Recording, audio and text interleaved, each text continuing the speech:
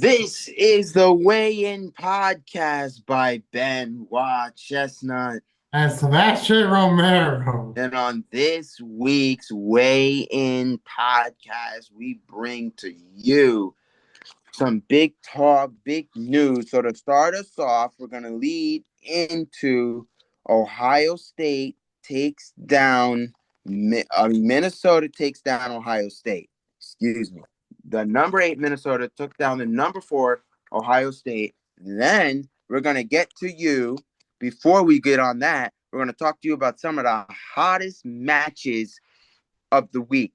Some dual meets that are a must-see if you haven't seen, and that's what we're going to do. So if we get right into it, first off, one of the hottest dual meets that you could have seen was that Ohio State Minnesota. And if we continue along that path, there were some interesting dual meets like Oklahoma State versus Little Rock was very good. There were a couple matches on there that were very well matches that were good to see.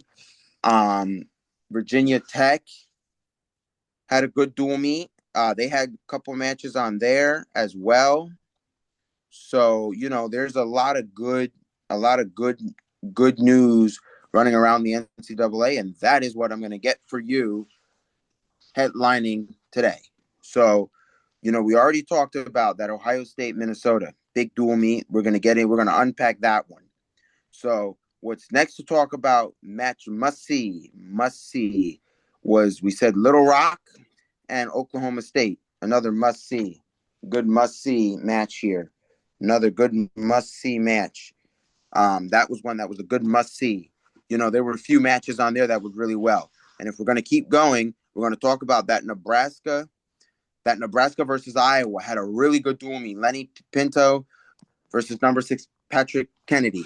That was a good match. That was a very good match. So that's another one. If you're a wrestling fan, you want to see that. And as we keep going, that Virginia Tech Stanford had some matches there good to see. You want to see. Now, another good one is Arizona State University versus Iowa State, those Cyclones. That had some good matches.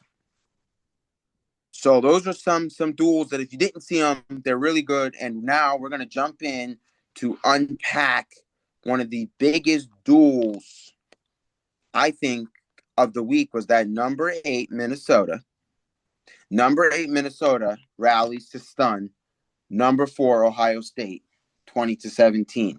So let's unpack it. Down 14-7 after 6 matches, Minnesota stormed back with these 3 crucial wins, including a dominant performance by Max Anelli at 184, and includes to defeat the number 4 Ohio State 20-7 in a thrilling dual meet. I thought it was thrilling. I thought it was a very thrilling dual meet, and it was also in Columbus. Now, I'm just going to give you the disclaimer now. This is something that we took the time out of our days to pre-write our prompt for this. So if you feel like we're reading, it's because we pre-wrote our prompt once again.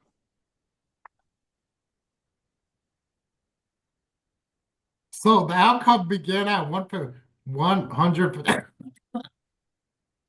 The comeback began at 157 pounds, where number 8, Tommy Askley, delivered a commanding 11-2 major decision over Brandon Canyon. Askley scored takedowns in each of the first 2 periods and sealed the match with a third takedown late in the third. The win marked Askley's 19th victory of the season, with the 5th straight, adding another major decision to his team leading total. Yeah, Minnesota shrugged ahead at 165. So 165 pounds, Minnesota was able to do what they had to do. A clinic was put on. That was something where when you win by tech fall, that is a dominant win. That is a dominant win.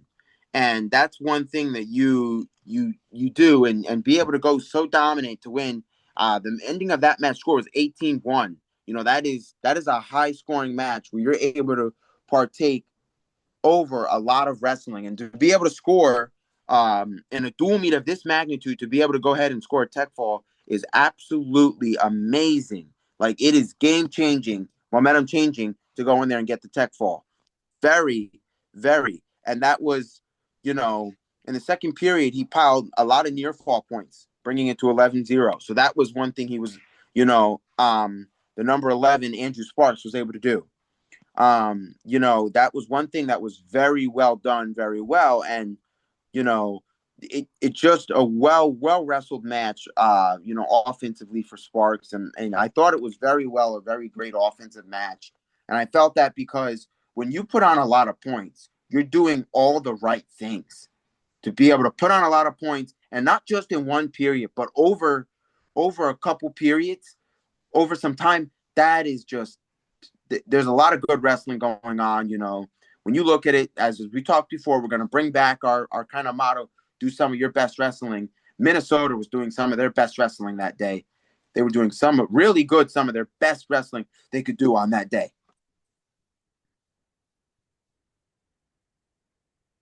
So Ohio State briefly regained the lead of 17-16 when number 5 Carson Caraca, the defending Minnesota's number 22 Clayton Whitening, 7-1 at 174 pounds. That set the stage for highly intimidated showdown at the 184 pounds between former high school rivals number 4 Max McKinley and number 19 Ryder Rodriguez.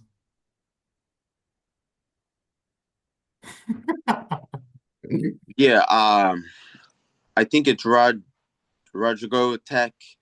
We're gonna apologize for the mispronunciation of that last name, but this is something when we talk about this Minnesota team, when we go out and we say, hey, Minnesota did something right. When McNally, we talk about McNally because he wrestled very well. He wrestled very well. And the reason why we talk about that is because he had a 15-5 major decision. And, when you talk about getting a 15-5 major decision, that is really, really, really good thing to do. And then, we talk about bonus points for McNally. We've been able to compile up here. That was his 14th bonus point win of the season. So that's really it's very well. You don't see so many guys get that extra, get those bonus. Yes, you can win by 1 and 2 and 3, but you look at that match between McNally with Max and Ryder. They were, as we already explained, they were former high school rivals. So there were, those are when you have two rivals go up against each other time and time again, they get real scrappy, real nice. It's like if anybody's ever seen the old Spencer Lee, Nick Siriano match, those always bring really, really great wrestling.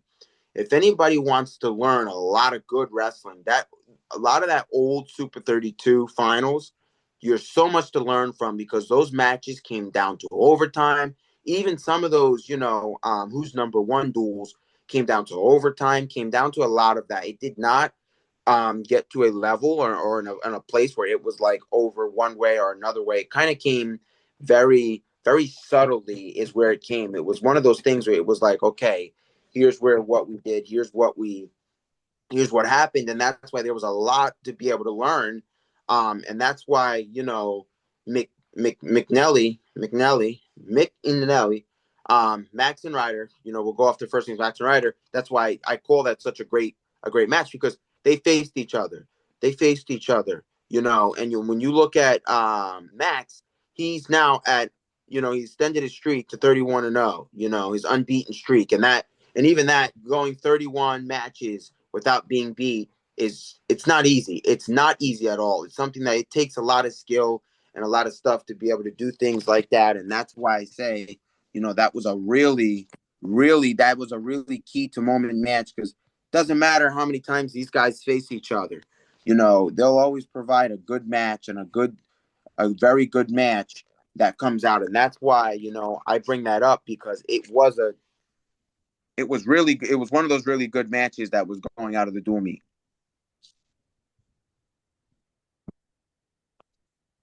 So the duel began at 195 pounds with number 9 Isaiah Saucer edging number 18 Seth Shumate in overtime, 4-1. Salazar scored the decision takedown in the sudden victory to set the tone for the night.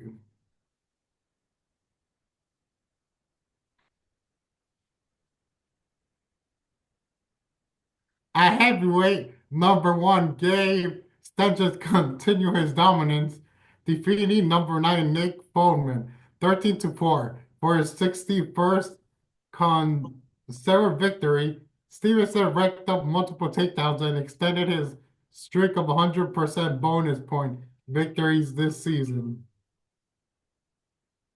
Yeah, so let's break that. Let's unpack that for you guys. So we talked about at 197 pounds, Salzar, great match. On the podcast before, we talked about those Penn State, Ohio State dual meets used to be really good. This is what we would call a really good dual meet when you get down to it. Now we talked about Gable. Now this is going to be the conversation of question here, and we're going to bring it to you guys because we always do. If Gable was not eligible to wrestle, would Minnesota have won this dual meet without Gable Steveson? And that is the question you have to ask yourselves. And here on the way, and we're going to break it down for you. We kind of think without Gable's bonus point victory and without just Gable's victory, you have to look at what goes on. And you look at Gable, the way he won his match, and that without Gable, that would have definitely been a different tide for the Buckeye. I mean, a different Yes. tide for Minnesota without Gable Steveson, because you look at the way the matches went and you look at how everything went and you talk about it and you say, without Gable, was things going to happen? More than likely, probably not. So Gable got a major decision. And you look at that.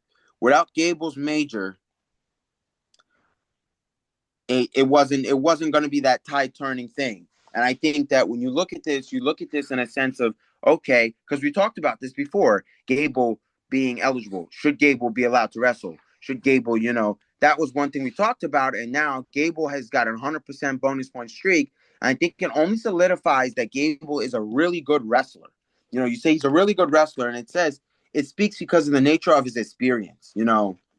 He had roughly left NCAA for about, over the time span of being in WWE and trying to start an NFL career and not really making it anywhere. And now you're saying, okay, where is he now? And, you say, hey, now he goes back to college wrestling. He tries to make college wrestling better for him, better for him in a sense where he wants to be better. He wants to be bigger. And now what we find out is, okay, Gable at this dual meet. Now Gable turns the tide in this Minnesota Ohio State dual meet, and you kind of say if Gable wasn't there, would Minnesota have won the dual meet?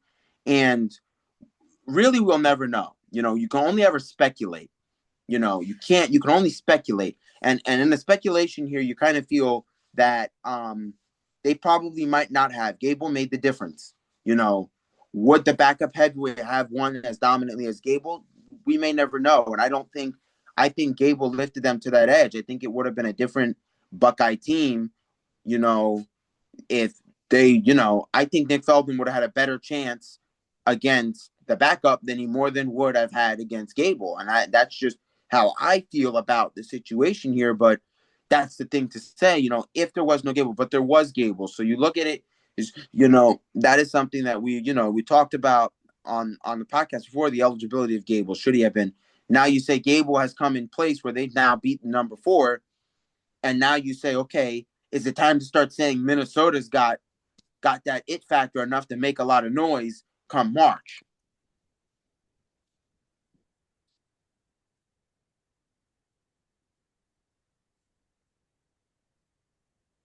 Yes. Ohio State fought back with 4 straight wins, starting with a major decision by number 18, Brandon McCrone, over number 9, Cooper Finn at 125 pounds. Both Davidino and top-ranked Jesse Mendez both won Galley overtime matches at 133 and 141. Respectfully, Mendez' 6-5 win over number 8 Vance Bombard won his closest match of the season, as Bombard became the third wrestler to score more than 4 times on the undefeated Buckeye Star. Dylan Emilio kept the moment going for Ohio State at 147, earning an 11-3 major decision over Drew Roberts to give the Buckeyes a 4-7 lead. The Golden Globes, however, refused to back down. They returned to action Sunday at home against number 28 Purdue. So the one thing to highlight here is the Minnesota Gophers are now going to face Purdue, which very well they will win against Purdue. But here's what we talked about before. Now, if Purdue comes out and does their best wrestling, now and we're going to come back to this. Anything can happen at any point. Any team can come out and really bring a good duel. I think in college wrestling right now, you have a lot of good programs. I know, like, there are a lot of good storybook programs here where, there's no program where you say, oh, they're going to get walked all over. Yes. There's no one program that you can say that about. I think they have tremendous programs going through, and I think this March is probably going to be the best March we've seen in a while. I'm not saying in terms of resume and resume here, those are going to be stacked weight classes and stuff like that, but I think this is going to be a March that's going to have a lot of noise. I don't say that no one program is going to run through this March. They may try, but it's going to come down to a lot of these tight wrestling, close dual meets. The one thing, if I could say one word, when it comes to March into some of these wrestlers that are going to be wrestling that March, I would say it's this is the year to do some of your best wrestling and to make the biggest noise you can make. You go in there and you mess up certain brackets. I would say if a guy can go in there and throw the kitchen sink and get the fall, you throw that kitchen sink and you get that fall, and we make March what it's meant to be, and that's the wrestling madness through this year's March. And that's something that I think is going to be very well interesting in this year's March, is that wrestling madness that's going to come from it, because it's a different year. You have an Oklahoma State Cowboy. I know we talk about the Cowboys. Many could say, "Oh my God, is the weighing all over the Oklahoma State Cowboys?" We followed the Oklahoma State Cowboys, in terms of wrestling, on that reason of, that David Taylor takeover. Where does the team look? We talked tremendously about those Oklahoma State Cowboys. And when we talk about those Oklahoma State Cowboys, it is just one thing that, is absolutely tremendous, to talk about those Oklahoma State Cowboys. And I talk like, they're gonna make some noise in March. I believe it. But now let's get another program to come out and make even more noise, because now this is just going to be a march to remember. And some people say it's you don't always get those marches to remember when it comes to wrestling. It's more than a match, maybe a dual meet. Everybody knows that Matt Ramos taking down Spencer Lee was a march to remember. You know, but that's the kind of stuff we want. That's the kind of stuff we want to have in this March. We want to have that lucky S things that are very well. You catch them, you get them. We'd like to see it this March. And that's one thing we say. This was a tremendous dual meet between Minnesota and Ohio State. And I believe that dual meet was very tremendous because it was a close score. It was a close team score. And anything with a close team score always is a good dual meet. You can learn from it. You can learn so much from those matches because you learn one, how that wrestler may deal with the pressure of the duel. What's the score? How they may answer, if Minnesota gets three straight, how do they get three straight? It's very well a lot you can learn from in these dual meets. And that's some of the best things we talked about here is who can learn off of some of these dual meets, who can learn off of a lot of this stuff. And that's one thing that I know is really great about watching some of these dual meets is what you can learn from them. If you guys feel that you want us to extensively break down a dual meet, put it in the comment section. We will very well sit down. We will bring up a dual meet and we will extensively break down a dual meet to the point where that it'll look very well in the sense of a dual meet. We will break down extensively a dual meet for you guys. That is the thing we do. That is the best kept thing. And that is what we are going to do. Well, that's what we can do for you guys. I know. So what we're coming to is we're kind of in the midst of our planning here. and we're going to get that March for you guys. We're going to get that bracket drafting. So be on the lookout once those brackets release. More than likely, our video that Wednesday when we record it, more than likely the day before, we're going to probably record it early. We'll get you in on what brackets we drafted. And if you want, the last time we drafted brackets was in 2023. If you would like to, we could break those down for you as well. What we chose that year and who was the winner of that year and what was some of that wrestling that happened that year. What were the mistakes some people made during that year? Even I made a mistake during that tournament with my bracket drafting, and we could kind of break that down to this year to somebody's key to win the bracket drafting madness is what we're kind of going to be calling it.